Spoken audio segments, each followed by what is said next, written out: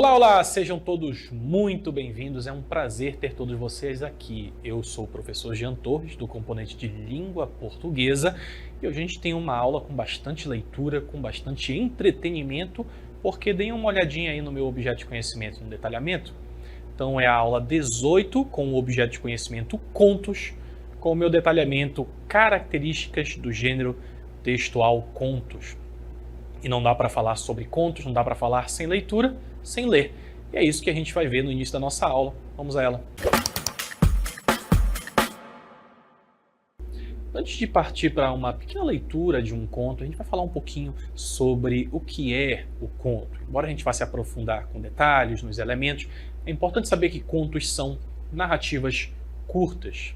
Pensem vocês, por exemplo, em outros gêneros literários que vocês já devem ter ouvido falar, como novelas ou romances. Romances são extensos.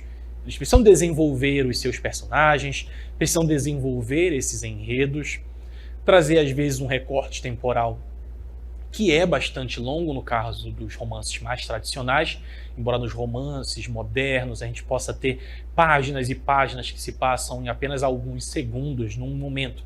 Mas a ideia do romance é que ele desenvolva alguma situação nas suas muitas páginas. É claro que isso era muito mais eficiente em uma época em que as pessoas podiam parar, ler, ter esse entretenimento que fazia parte, na verdade, da vida de pessoas seletas, que sabiam, que tinham o domínio da leitura e que não precisavam trabalhar o tempo todo. Imagine então que com a modernidade, com as pessoas ainda precisando de entretenimento, não é quem que não tinha TV, não tinha rádio, elas ainda tinham a leitura, mas essa leitura precisava ser mais reduzida. Isso ajuda a criar esse gênero mais curto de narrativas que podem ser tão interessantes, tão profundas quanto narrativas maiores, como as de romance. Mas nesse caso, menores para que as pessoas possam ter acesso, ao mesmo tempo em que não deixam de lado os aspectos mais importantes da literatura, a complexidade e, claro, o entretenimento. E como a gente vai falar sobre conto, a gente trouxe para vocês a leitura de um conto. Depois da leitura a gente vai comentar ponto por ponto para tentar entender como esse gênero funciona. Vamos à leitura. A Luva, de Tatiana Belink. Foi nos tempos distantes do amor cortês. No reino medieval do rei Franz, era dia de festa. E o ponto alto das festividades era a exibição de feras selvagens, trazidas de terras distantes, na arena do grande castelo. Em volta da arena, erguiam-se as arquibancadas, encimadas por altos balcões, onde brilhavam os nobres da corte, ao lado das belas damas faiscantes de joias. Entre elas se destacava a donzela Cunegundes, tão rica e formosa quanto orgulhosa, e de pé, ao seu lado estava o seu apaixonado adorador, o jovem cavaleiro de Lorges, cujo amor ela desdenhava distante e fria. Chegou a hora do início da função. A um sinal do rei, abriu-se a porta da primeira jaula, da qual saiu majestoso um feroz leão africano, e sacudindo a juba dourada, deitou-se na areia, preguiçoso. Abriu-se a segunda jaula, liberando um terrível tigre de Bengala, que encarou o leão com os olhos ameaçadores e deitou-se também, tenso, como quem prepara um bote mortal. Em seguida, abriu-se a terceira jaula, da qual saltaram quais enormes gatos negros, duas panteras de dentes arreganhados, deitando-se agachadas e aumentando a tensão do ambiente. Fez-se um silêncio no público. Todos aguardavam ansiosos um pavoroso embate mortal entre os quatro monstros felinos. E nesse momento, como que sem querer, a donzela Cunegundes deixou cair do alto do balcão sua branca luva, bem no centro da arena, entre as quatro feras assustadoras. E dirigindo-se com um sorriso irônico ao seu cavaleiro adorador, falou afetada: Cavaleiro de Lorges, se de fato me amais, como viveis repetindo, provai-o, indo buscar e me devolvendo a minha luva. O cavaleiro de Lorges não respondeu nada, e sem titubear, desceu rápido do balcão e com passos decididos pisou na arena, entre as falses e antes e as presas arreganhadas das quatro feras, Calmo e firme, ele apanhou a luva e, sem olhar para trás e sem apressar o passo, voltou para o balcão, sob os sussurros de espanto e admiração de todo o público presente. A donzela Cunegundes estendeu a mão num gesto faceiro para receber a luva e, com um sorriso cheio de promessas, falou: "Ganhaste a minha gratidão, cavaleiro de Lorges." Mas, em vez de entregar-lhe a luva, o cavaleiro de Lorges atirou-a no belo rosto da dama cruel e orgulhosa. "Dispenso a vossa gratidão, senhora", disse ele, e, voltando-lhe as costas, o cavaleiro de Lorges foi embora para sempre. Muito interessante o nosso conto. Percebam então que a extensão dele não é grande, na verdade esse é até um conto pequeno, que deixa bastante marcado um episódio. Isso é uma característica marcante do conto, ele é episódico. Ele faz uma extração de um momento no tempo, de um momento na história. A gente não sabe o antes e depois dos personagens. A gente quer fazer essa extração de um momento que a gente considera relevante. E a gente vai fazer uma análise mais detalhada desse conto, falar um pouquinho sobre essas características já marcadas para depois partir para algumas definições. Então observem aí comigo o nosso conto, A Luva, de Tatiana Belink, essa escritora que se tornou bastante célebre no Brasil, não apenas por conta da sua literatura, mas porque ela trabalhou na televisão, na extinta TV Tupi. Na verdade, ela não nasceu no Brasil, ela é russa, nasceu em uma cidade que viria a se tornar São Petersburgo, lá no ano de 1919, e nascida na Rússia, depois ela se mudou com a família para o país em que, na verdade, a família dela era originária, que não era a Rússia, era a Letônia. Lá com 10 anos de idade, lá por 1929, se eu não me engano, ela viaja para São Paulo com a família, e lá ela começa a desenvolver algumas habilidades, chegou a cursar filosofia, mas depois que casou, ela acabou abandonando o curso. Só que ela trabalhou bastante com escrita, foi cronista, escreveu alguns contos e começou a trabalhar para a TV Tupi, escrevendo algumas novelas da época, como Poliana, Poliana Moça, algumas bíblicas, como José, se eu não me engano, José e seus irmãos, ou algo assim, e foi trabalhando também em televisão, e foi a responsável pela adaptação, a primeira adaptação televisiva do Sítio do Pica-Pau Amarelo, porque a Tatiana Belink trabalhava com tradução e trabalhava também com adaptação de contos infantis. Isso ajudou bastante quando ela começou a desenvolver a sua escrita, porque ela era muito perspicaz quando escrevia textos de literatura infanto-juvenil, que é o caso, por exemplo, do texto A Luva, que não é necessariamente só para crianças e jovens. Toda família pode ler e pode tentar tirar alguma moral a partir disso. Isso ajuda a gente a entender um pouquinho sobre os objetivos e como certos autores chegam a determinados resultados. No caso da Tatiana Belink, esse conhecimento que ela tinha na sua terra natal, assim como a experiência no Brasil, a sua experiência como tradutora, porque ela falava muitos idiomas, russo, letão, ajuda com que ela desenvolva a sua escrita. No caso do texto A Luva, a partir do título a gente já pode ter algumas noções, né? A gente já espera que seja focado, que essa escrita seja focado num objeto, que no caso aqui é a luva. Então a gente tem que pensar na luva como um objeto central. Vou marcar aqui para vocês a luva como esse objeto central que vai guiar essa narrativa. Já sabemos que haverá em algum momento. As luvas nem são muito famosas por aqui pelo Brasil, né? Para fora, no frio, as pessoas usam mais. E isso também diz muito sobre o período em que essa narrativa se desenvolve. Afinal de contas, a minha contista, né, ela vai querer nos situar. Foi nos tempos distantes do amor cortês. Ela já dá um elemento temporal.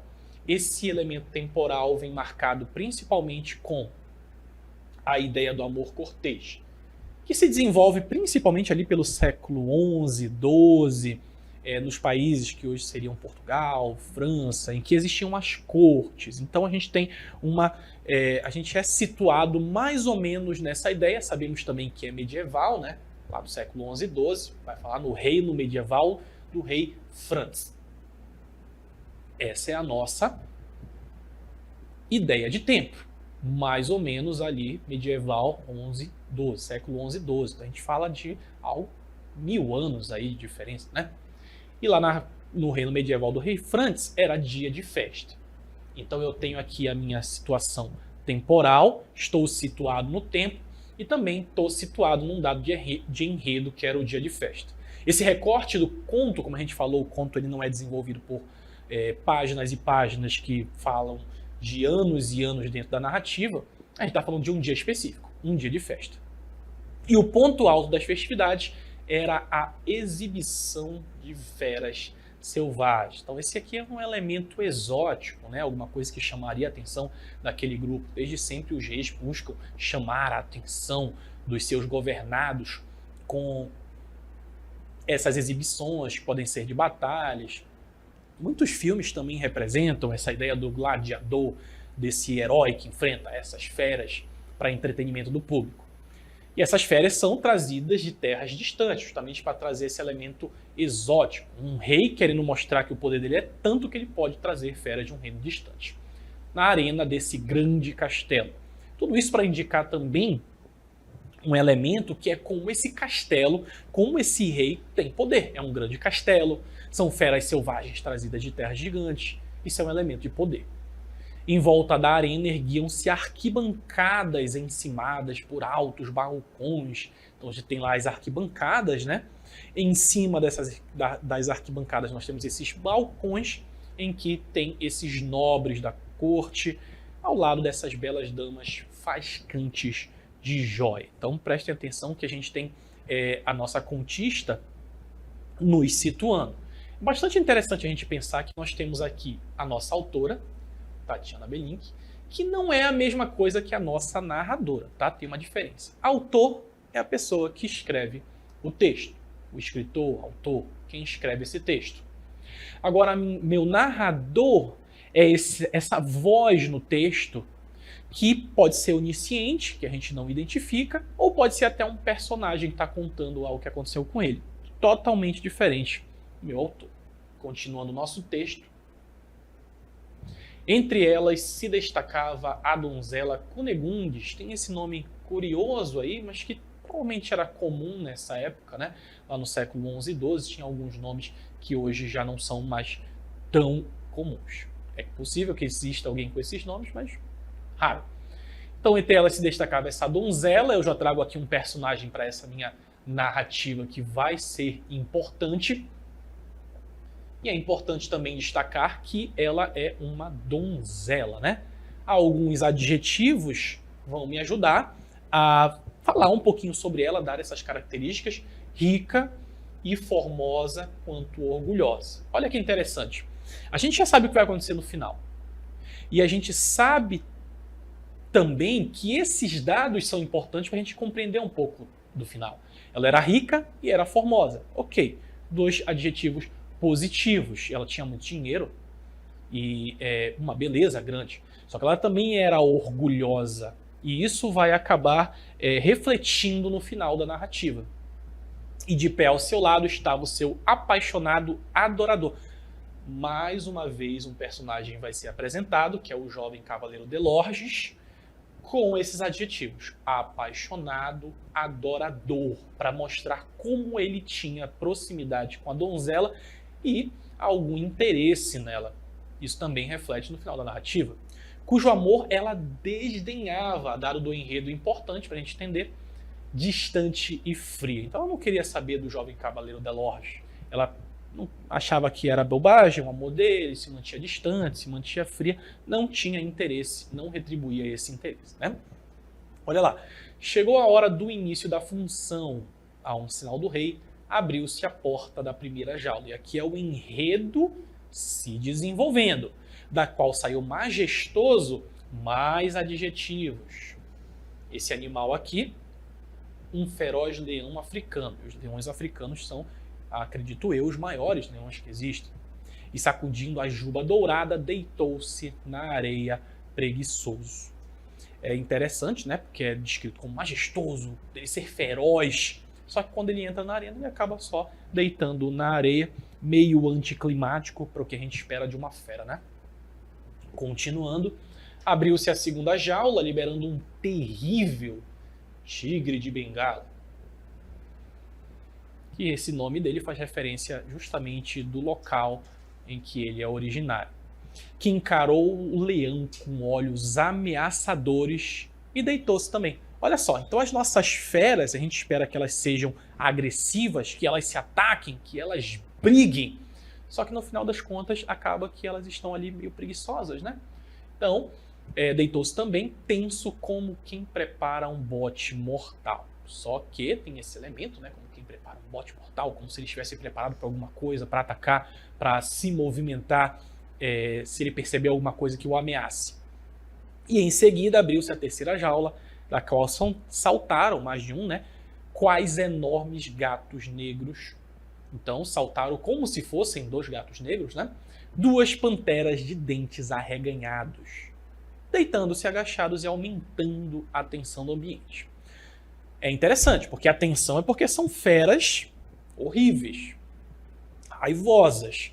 Só que elas só se deitam, ficam ali naquele marasmo esquisito, só que também tensão, né? Porque são ferozes e a plateia deve estar observando, esperando o que será que vai acontecer.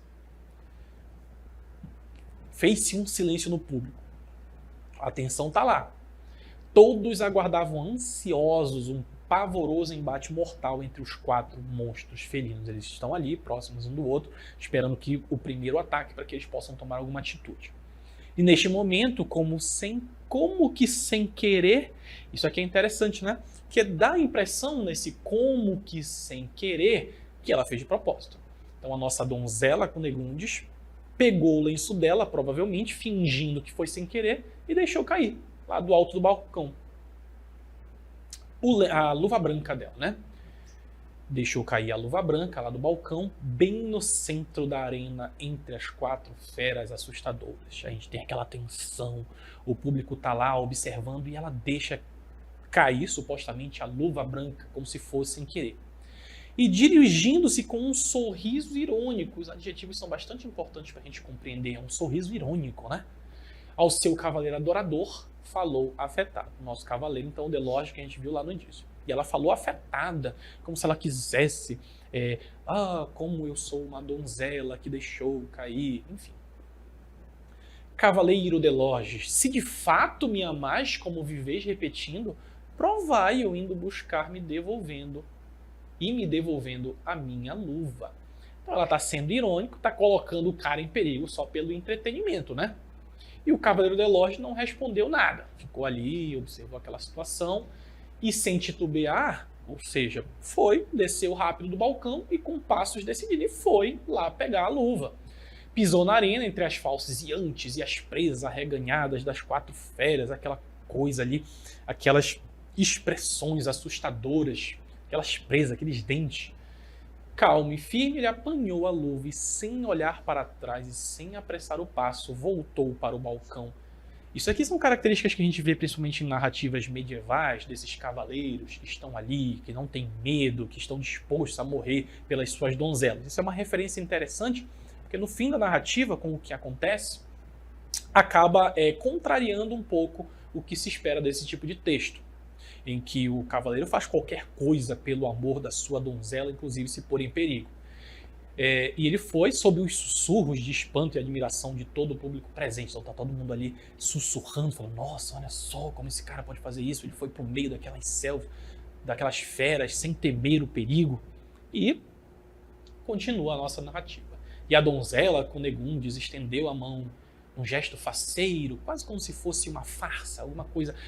Quero parecer essa donzela em perigo. Para receber a luva e com um sorriso cheio de promessas falou, ganhaste a minha gratidão, Cavaleiro Delorge. Ela colocou o cara na situação de perigo e agora está meio que esnobando, fazendo uma gracinha. É claro que ela também riria se ele fosse devorado pelos felinos. E aqui está o grande pulo, porque esse cavaleiro não é bobo. Mas em vez de entregar-lhe a luva, o Cavaleiro Delorge atirou-a no belo rosto da dama cruel. Olha que interessante. Agora está colocando aqui em destaque esses adjetivos, que ela é cruel. Porque quem coloca alguém em perigo só pelo seu entretenimento para depois falar alguma coisa do gênero é caráter duvidoso, é cruel. E orgulhosa, né? Porque tinha lá toda a sua postura de donzela fria. Só que o que vai acontecer? O nosso cavaleiro de Lorges diz: dispenso a vossa gratidão, senhora, disse ele. E voltando-lhe as costas, o cavaleiro de Lorges foi embora para sempre. Então esse fiel cavaleiro estava ali disposto a tudo pela sua dama, quando percebeu que na verdade ela estava brincando com os sentimentos e colocando ele em perigo pelo seu entretenimento, ele só vai embora. E não quer saber da gratidão, jogou a luva na cara dela. Isso contraria um pouco os textos medievais em que nós tínhamos cavaleiros que faziam de tudo pela sua dama, que lutavam, que se colocavam em perigo, independentemente do que a dama quisesse. Isso é bastante interessante, é um texto que chama um pouquinho a atenção por conta dessa quebra dessa expectativa. E vocês gostaram do texto que a gente leu agora? Ele conta essa história, né, uma narrativa, e entre os tipos de narrativa a gente tem essa, que é o conto. Como eu falei para vocês, o conto é uma narrativa curta, tenho isso em mente. E ela gira em torno de um acontecimento que pode ser real ou fictício. Na verdade, ele geralmente vai ser fictício, mas pode ser extraído de um elemento real e assim enfeitado para ser transformado em um conto. É um pouquinho diferente da crônica, porque a crônica ela traz elementos do dia a dia que são transformados, ou seja, são fatos, são reais, ou algo que é tomado como o real para transformar em um elemento do dia a dia que pode eventualmente ter uma moral ou causar algum efeito de humor. Então, a gente tem o conto, narrativa curta, a crônica também é curta, mas falando sobre elementos do cotidiano, do dia a dia, e a fábula, que é essa narrativa que transmite mensagem de cunho moral. Vocês já devem ter ouvido alguma fábula, aquelas que falam sobre animais, cigarro e formiga, que falam, que geralmente são animais falantes e a gente tem alguma moral no final que vai ser explicada.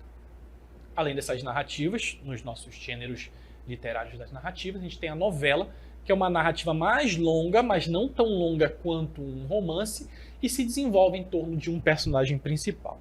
É como se a novela estivesse ali em termos de tamanho entre o conto e o romance. Ele não chega a ser um romance, porque a novela às vezes só tem uma linha narrativa, mas que vai se desenvolvendo por mais tempo, enquanto o romance pode ter várias linhas narrativas. Que é justamente essa narrativa longa que envolve várias tramas. Agora pensem no seguinte, romance é uma narrativa longa no contexto dos gêneros literários, narrativos, tá bom? Quando a gente fala de narrativa literária, romance é um texto longo que vai envolver essas várias tramas. Não confundam com a ideia de romance como pessoas apaixonadas. Não necessariamente um romance vai tratar sobre histórias de amor, tá bom? Este conto é uma narrativa breve, mas impactante, que é o conto, né? Que a gente leu. Algumas características do conto: narrativa breve, novamente, constituída por uma unidade dramática. Lembra que eu falei para vocês? Retirar um episódio de personagens que eu não vou saber sobre o passado, o futuro, eu tenho ali só um elemento, um episódio que eu vou desenvolver. Se desenrola em torno desse único conflito, que no caso aqui é como um cavaleiro, o de Lorges, ele abandona uma dama por conta dela ter colocado ele em perigo só porque ela achava engraçado. Então esse conflito vai ser enfrentado por esse protagonista e as complicações do enredo, né? Sequência de ações praticadas pelos personagens. Vai focar nessas pequenas ações nesse espaço de tempo. Então o espaço e o tempo são bem demarcados, porque precisa ser curto, então precisa ter ali um espaço bem delimitado, assim como um tempo. Como é uma narrativa curta, ela fica centrada numa única sequência de acontecimentos. É como se o autor usasse uma lente de aumento para se aprofundar num único acontecimento da vida dos personagens. Então eu tenho ali aquele mundo que deve existir, mas eu não conheço todo aquele mundo. Eu conheço aquela cena, aquele momento. Os textos que seguem uma tipologia narrativa possuem características em comum. Então a gente tem aí uma estrutura, geralmente. É claro que contos mais modernos, escritos há menos tempo, com mais experimentação, pode fugir disso, mas geralmente a gente tem esses elementos, essa estrutura, que é a apresentação, essa parte introdutória, a gente vai ter essas principais características do contexto, entender lá o tempo, o espaço, saber onde se passa, quem são os personagens, algumas características importantes desses personagens, em que momento aquilo se passou, então a gente tem na apresentação isso. Lá no desenvolvimento, vai ali essa sucessão de acontecimentos que vai se desenvolver para que a gente entenda a história. O clímax, né, que é a parte mais emocionante, ali no nosso conto a gente viu que no momento que ele vai pegar o lenço, está todo mundo tenso, a gente tem aquele clímax, o que será que vai acontecer? E esse desfecho, que é a parte conclusiva, a partir de quando são tomados os rumos finais da narração, quando a gente sabe o que aconteceu a partir de tudo que a gente viu. E nós temos aí o enredo, essa sequência de acontecimentos, cuja principal característica é o conflito que cria tensão na narração. No enredo do conto, né, que a gente viu aqui nos elementos da narrativa, o primeiro deles, o enredo, essa donzela, rica e formosa e orgulhosa, era cortejada por esse cavaleiro Delorge, que era um pai apaixonado adorador, mas ela o tratava com frieza e indiferença. E um dia ela quis testar a intensidade do amor do cavaleiro e a gente sabe o que foi que aconteceu. Então, o nosso primeiro elemento da narrativa é o enredo, essa sequência de acontecimentos. É a história por si só e o que acontece. O nosso segundo é o narrador, é quem vai narrar essa sequência de acontecimentos. E há 3 tipos de narrador que a gente precisa entender. O narrador personagem, aquele que narra em primeira pessoa porque está participando da ação. O observador, que ele está só olhando ali tudo que está acontecendo e contando. E esse onisciente. O observador também pode ser um personagem, né, no caso. Mas o onisciente, ele sabe de absolutamente tudo. Ele não precisa ser um personagem. Ele sabe o que se passa na cabeça dos seus personagens, o que aconteceu, o que vai acontecer. No nosso conto, nós temos a terceira pessoa, que é esse narrador que vai contando os nossos dados. Sabemos que essas marcas aqui dos verbos mostram que ele narra em terceira pessoa. Não é com ele, é com os outros que está acontecendo.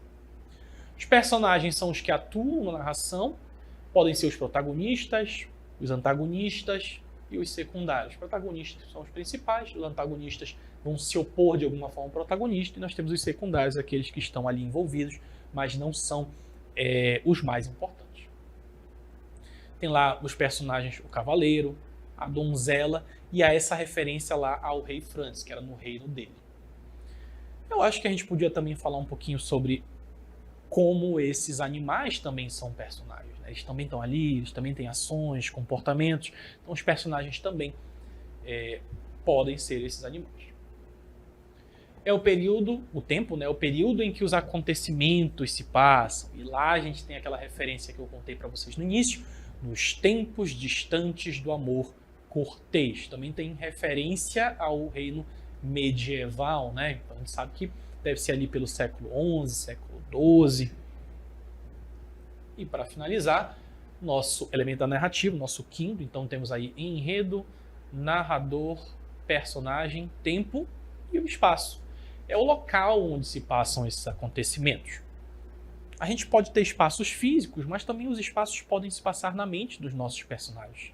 É claro que aqui a gente tem a ideia do espaço físico, refletindo lá no reino medieval do rei Franz. A gente sabia que essa é a nossa referência espacial, embora também a gente possa reduzir para a arena em que vai acontecer essas coisas com a nossa personagem, com a Cunegonde e com o Delorge. Então o espaço também pode ser esse espaço mais detalhado da arena em que os animais ferozes estão, as pessoas estão observando, mas tudo isso também dentro do reino do rei Franz. E aí, gostaram da nossa história? Gostaram da aula? Conseguiram compreender um pouquinho sobre os elementos da narrativa, assim como a estrutura em que um conto, que é essa narrativa breve, costuma aparecer?